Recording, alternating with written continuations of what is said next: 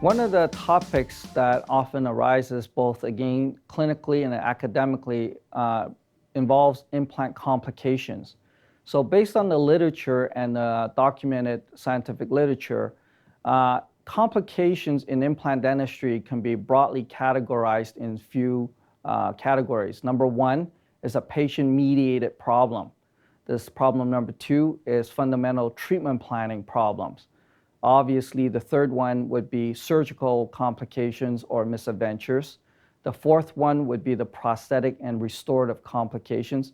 And finally, the last topic would be maintenance, long-term care and maintenance. These are the contentious issues. So when we're dealing with a certain implant complication, it is critical to evaluate any and all of these categories before treatment is being recommended to solve and or restore the problem. So when we're looking at implant complications, we can determine whether it's an early problem or a late problem, which means has the implant been loaded or not. So usually if the surgical implant has been placed and there's a complication prior to prosthetic loading, then it's either a patient-mediated problem, treatment planning, or a surgical misadventure.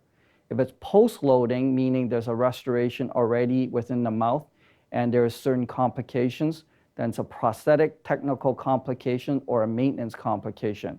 So whenever we have a certain complication with implant dentistry, it is critical to evaluate the modes of complication, the etiology, and the failures before we can recommend a treatment protocol to remediate or resolve the problem at hand.